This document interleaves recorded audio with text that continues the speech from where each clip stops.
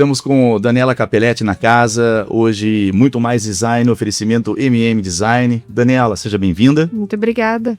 Começo fazendo uma pergunta que eu faço para todos os arquitetos e arquitetas que vêm aqui. Como é que você explica essa frase? A casa é uma fábrica de vida. É dentro dela que a vida acontece, né? A família tá lá, os amigos, então é assim que eu acredito que acontece. Como que a arquitetura colabora nisso, nesse mundo que você falou, familiar, mundo de amizade? Como que uma peça de arquitetura, como que um móvel, uma decoração, um entendimento de como devem ser dispostos os móveis e a planta de uma casa, como que isso colabora? Então, eu penso que cada pessoa e cada família é diferente e isso é muito particular. Então, cabe ao projeto ser pensado de maneira funcional. E assim, a parte de decoração, ela pode remeter muitas lembranças. Pode existir um vaso, por exemplo, de flor lá da avó que já foi embora e aquilo tem tanto significado. Então, a arquitetura, ela está presente nessa parte, né? De trazer lembranças, de ser funcional e ser feita da melhor forma que a família viva bem, que possa receber os amigos de maneira agradável e confortável. Como é que você trabalha com a sua clientela quando o cliente dá uma ideia e você fica assim querendo falar uma verdade para ele? Olha, não ficou legal. Qual o grau de inteligência emocional que você coloca nessas atitudes suas com a sua clientela? Então, quando tem algo muito particular, que, por exemplo, já vem do cliente e ele me pede, a gente tenta falar de uma maneira humana, né? Porque às vezes a pessoa tem o sonho daquilo, ela quer realmente colocar aquilo no projeto, mas aí eu vejo que não é de maneira funcional. Eu explico, dou outras opções, mas nunca ignoro a vontade do cliente. Isso não pode existir, porque, como eu já disse, cada pessoa é uma pessoa e todo mundo tem história, todo mundo tem uma vivência. Então, se ela quer aquilo, se ela pensou, é porque tem um motivo. Então, o ideal é trabalhar em cima daquilo de maneira que seja funcional. Por exemplo, que a pessoa já traz essa ideia já de família, por exemplo, né? Já traz essa ideia. Então, a gente vai trabalhando em cima disso da maneira mais humana possível. Como que você comentaria a renovação dos trends na arquitetura? Coisa que estava fora de moda, mas agora está na moda, isso vai, isso volta. Como é que você trabalha isso no seu escritório? Então, lá no escritório, a gente sempre segue essa ideia do que vem vindo, né? Porque o que existia no passado, ele volta com muita frequência. Ele sai de moda, digamos assim, e depois ele volta de novo. Então, a gente vai trabalhando com as novidades, a gente sempre está indo em feiras para ver quais são as novidades, e a gente percebe que muita coisa de antigamente eles vão adaptando, eles vão melhorando, né? E a gente sempre tenta trazer isso para os nossos projetos também. Nos seus projetos, você tenta abrasileirar a planta? Como é que você enfrenta a influência da arquitetura americana, por exemplo, a francesa, a italiana? Você tem clientes que dizem, olha, eu quero uma casa estilo vitoriana, eu quero uma casa que não apareça o telhado, eu quero que apareça, que são tendências. A gente acolhe todos os pedidos, a gente sempre acaba dando abrasileirado, porque é como é a vida aqui, como é o cotidiano, então a gente E o que tem de brasileiro nas casas de hoje, pra gente poder entender? Eu penso que é a forma clean, né? É o telhado oculto, são as platibandas que a gente chama, a parte interna da casa, o mais clean possível. Eu acho que é isso que a gente vem trazendo, assim, mais pro brasileiro, porque pensando mais ou menos assim no americano, ele já tem mais detalhes, os móveis já tem mais informações. Então, no Brasil, é sempre assim o mais clean possível, o mais neutro, e a gente vem trazendo isso para os nossos projetos. Uma curiosidade, a cozinha americana, você acha que ela caiu bem aqui no Brasil, aquele balcão? Sim, eu acho que caiu, muitos clientes pedem, eles adoram essa ideia e a gente traz para cá, mas como já foi comentado, a gente tenta também deixar de uma maneira mais clean e mais funcional pro que a gente precisa. A relação custo-benefício, o que está sendo cobrado mais caro, às vezes o que existe de melhor para você oferecer? a grande maioria das coisas sim. Tanto que tem um vídeo no meu Instagram que a gente fala que a maioria das vezes o preço ele tem um porquê, né? Ele faz jus a esse valor. Não que coisas mais baratas sejam ruins, de forma nenhuma, mas a gente precisa elencar esses produtos, né? O que está totalmente fora de moda na arquitetura hoje? O que está totalmente, olha, Proibido lá no teu escritório. é difícil, né? Porque, como eu comentei, a gente sempre segue para o que o cliente pede. Então, não vou te dizer assim que nada é proibido, né? Algumas coisas a gente não concorda que vai funcionar, mas eu acho que tudo é 100% permitido. Daniela, quando você entra na MM Design, o que você sente lá, profissionalmente falando? O que você vê que você pensa assim, puxa, isso aqui combina com um cliente meu, isso aqui combina com outro? Toda vez que eu entro lá, eu sinto o conforto do lugar, porque ele é muito bonito, muito bem planejado, e eu consigo ver que o que a gente projeta pode ser executado por lá.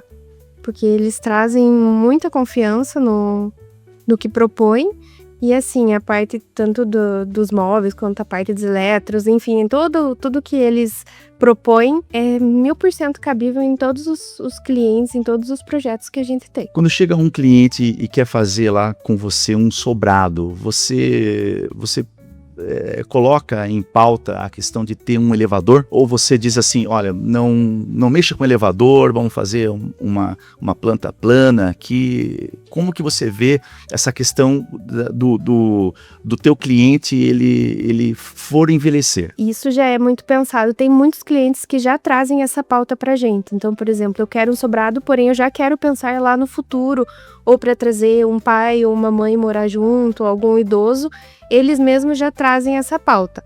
Mas fora isso, a gente também pergunta, né? Por exemplo, veio um cliente esses tempos para pedir um orçamento de sobrado, daí a gente comentou, mas olha, por essa metragem, você acha realmente que o sobrado vai suprir essa tua necessidade?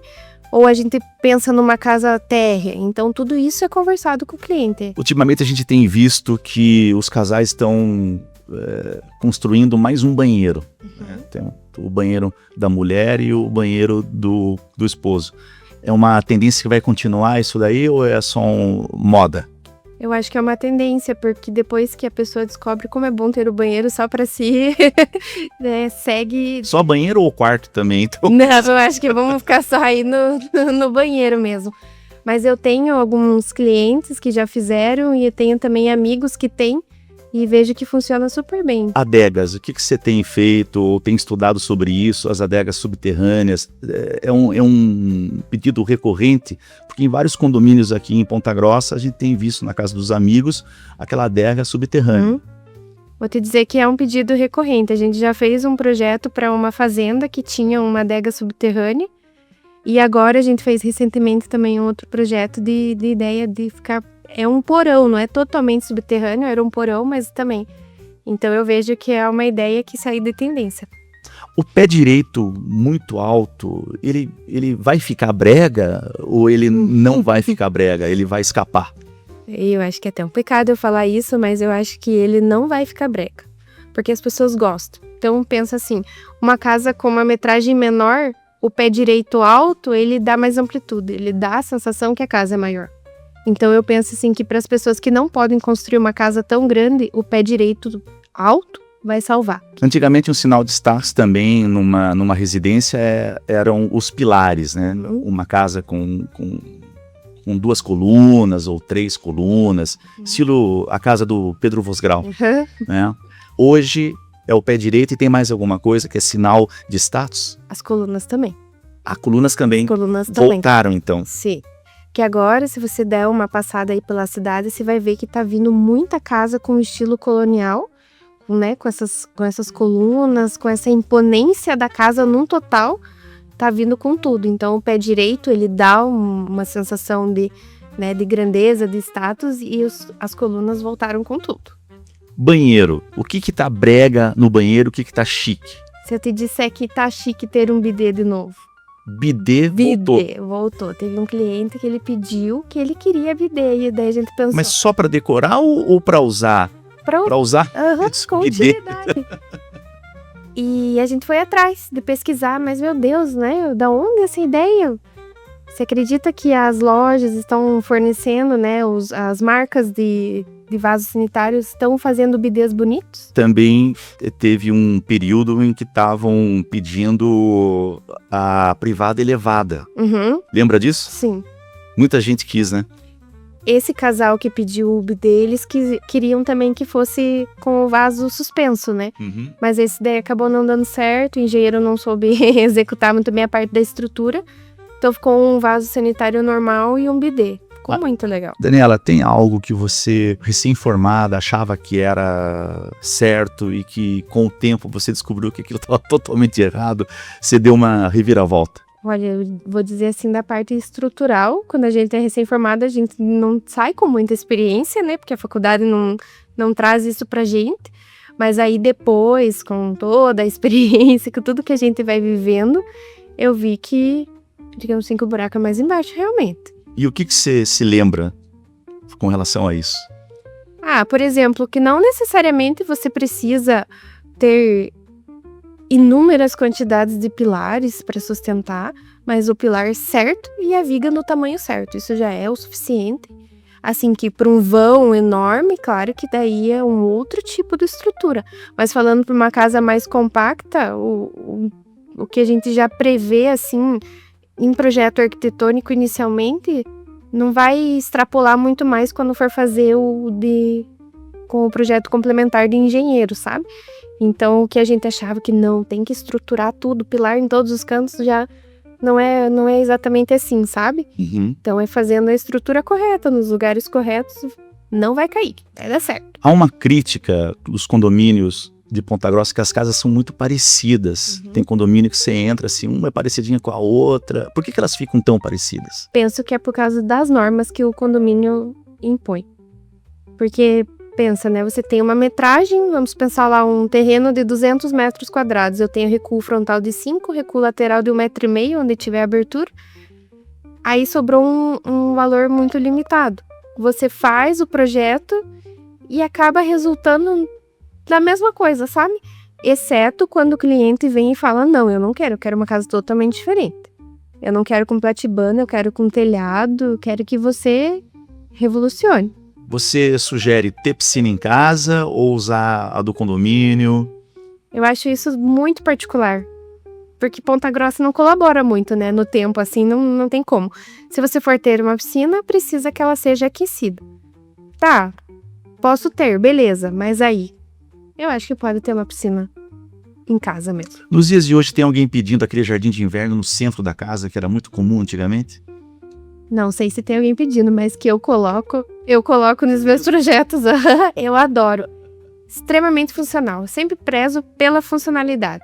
Jardim do inverno, ele ilumina e ventila a casa. Porque muitas vezes, com essas limitações dos condomínios, a gente acaba ficando sem circulação de ar, sem iluminação. E é extremamente necessário. Numa cidade que é bem úmida, precisa de ventilação. Daniela Capelletti, muito obrigado pela sua presença no Muito Mais Design, oferecimento Design, e o microfone está à disposição para você se despedir.